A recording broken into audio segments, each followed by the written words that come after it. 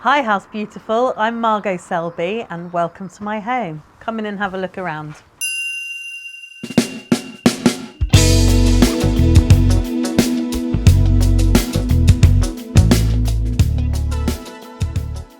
So when we moved into this house, it was a bungalow. It was lived in by a very elderly lady for many years. And where I'm sitting now was actually the garage. So what we've done is we've extended the bungalow. It's still a bungalow apart from the mezzanine. And we've actually got my mum living in the old part of the bungalow and we live in the new part. So we have kind of a communal living, but we have two separate front doors and very much our own lives independently. So we knock on each other's front doors before we go in. But it's allowed us to kind of pool our resources and work on a project together. So here we are in the hallway, and it felt really important to give a generous space to our hallway, because when you walk into someone's home, it's the first thing you feel. So you want to get that really lovely welcoming feeling. We also love the hallway because it kind of connects all our living spaces. So we've got our living room through here, our outdoor space, and then our kitchen. And so this hallway is kind of a really lovely point through which you can access the rest of the house. So some of the decorative elements which we've used in this corner, I mean, first of all, when we were designing the joinery, I really loved this kind of linear cladding. Again, it's just a way of adding texture and stopping the joinery looking really flat. The Indian painted panel here, Peter, my husband, he used to import painted furniture from India. So this was an old cupboard which we repurposed for this, and we've also got some bathroom cabinets in the same joinery. The cushions are from my dear friend Anna Cairo Quinn, who I met about 20 years ago when we were both selling our textiles at trade fairs, and she's moved on to do big acoustic wall panels now, but she used to do cushions when she first started, so they're quite precious to me. The rug is a Georgina von Etzdorf flat weave. It's a beautiful quality rug, and when I was a student, Georgina von Etzdorf was one of my real heroes. She was, really leading the way for textile designers becoming independently recognised.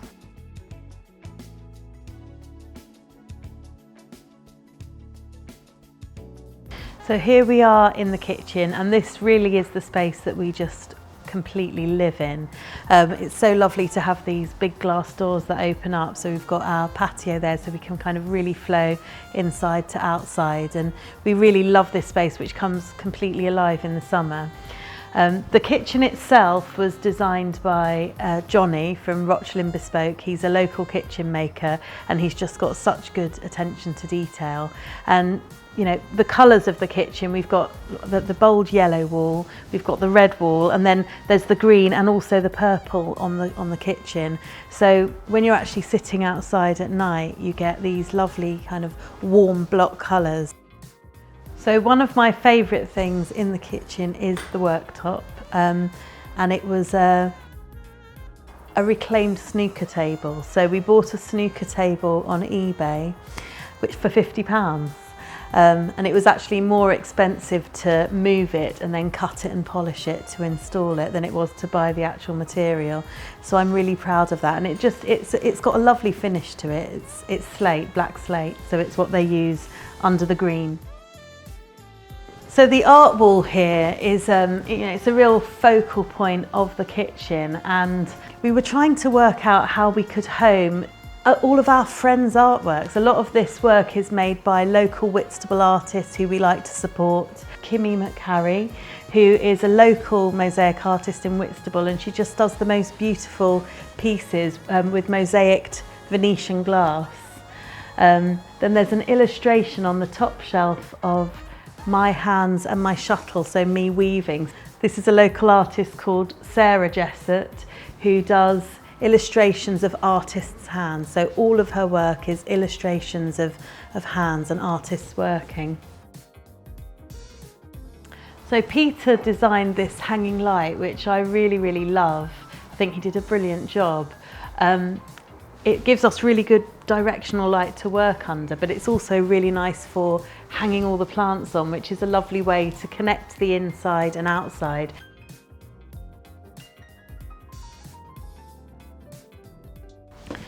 So this is our living space, and this piece of joinery here is the same piece of joinery that we were seeing in the hall. So this is what we've got on the back here. We've deliberately created some little shelves to house our collections of things that we've found and collected over the years. This room has got quite a few of my textiles in, as well as textiles from some of my friends, and I often find it's really important to live with my own textile design so I can feel what it feels like to live with these kinds of colour palettes, and it helps me to know what works really.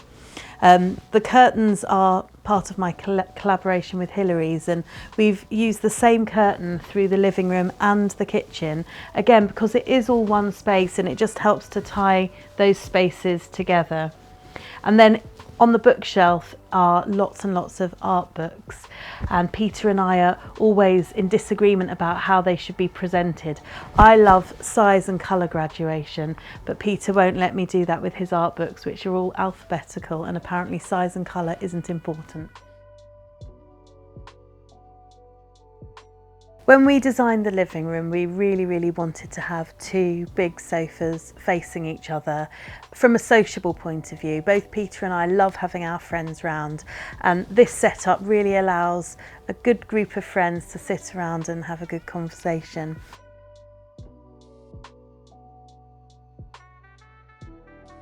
So on this side of the room, I've got some of the woven textiles from some of my heroes in woven textile design.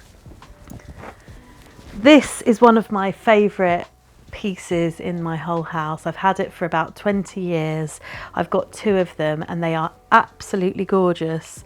They're honeycomb blankets by Wallace and Sewell, and I would say I would put this in one of the top 3 things that I own. I absolutely love these blankets.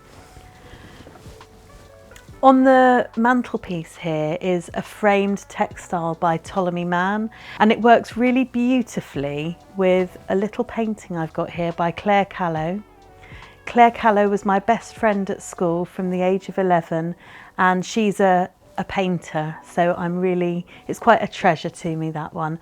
And the statue on the right was made by my great aunt, who had her work in the Royal Academy. And I think that mermaid sitting there almost looks like her shadow is falling onto the painting, which I think is quite sweet. Here we are in my bedroom, and I love this headboard in here. The headboard came from a company called Retruvius, who reclaim pieces of material from architecture, so architectural salvage, and this I believe came from a restaurant or bar in Camden. The textiles in the room are from various different collaborations I've done over the years. The cushions are part of a current Osborne and Little collection. The small cushions are a new design called Folk, which I've brought into my collection. So it's a combination of different things, but what I really love is the complementary colours of blue and orange. So it is quite a dark room, and that orange just lifts it, and it's a complementary colour to blue. This art wall here has got a theme which relates to my husband's business. He's a rug dealer, and here we've got all sorts of artworks and fragments of textiles which he's collected over the years. I've got a personal connection to this image here, which is of a weaver with a little baby on her back, and this was a present when I was pregnant with my son. This is our ensuite bathroom, and it's very green, and at the moment I just can't get enough of green when I'm designing. So the tiles are just absolutely beautiful. They're zellige, they're handmade Moroccan tiles. They're all different thicknesses, so the tiler complained quite a bit, but the overall effect, it's got such a handcrafted feel, which I just love. The bathroom cabinets, these are made from the same cupboard which we made the panelling in the entrance hall. So it was a cupboard which we just couldn't home, so we repurposed it for these bathroom cabinets and for the hallway. We've got a sunken bath, which happened happily by accident. I really wanted to ensure that when you walked out into our garden, it was all on one level. So we rose the new part of the house up to match the level of the old part of the house. And so there was naturally a dip in the floor here. And so we thought, why not sink the bath into it? And it does feel quite luxurious just climbing into the bath where it's sunken.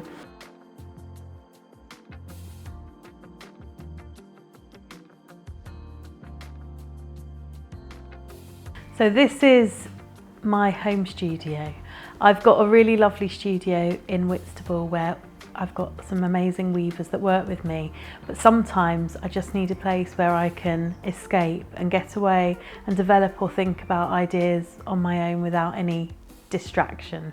And so this is where I come to do that, a place where I can just get away from the world and just be creative. So I wanted it to be kind of really bright and fresh in here. I wanted the white walls so that I didn't have distraction from the colour work that I do. But then the bright yellow floor was just cheerful and gives it a real freshness. So I feel very privileged to have two studios in my garden. This one is very much used for kind of the creative thinking, the ideas, the design and the design development. And then the other studio, which I'm going to take you into, is where I've got an amazing new loom. So it allows me to do weaving late into the night or very early in the morning. So when I'm weaving is when I'm most at peace with the world. I think there's something very slow and meditative about weaving, which is just so good for the soul. But it's absolutely brilliant having a loom at home, because you never know as an artist when an idea might come, and it's lovely to be able to work really early in the morning or late into the night knowing that my kids are just there asleep. It's been lovely having you. I hope you've enjoyed having a little nose around my home and home studios. Thank you for watching.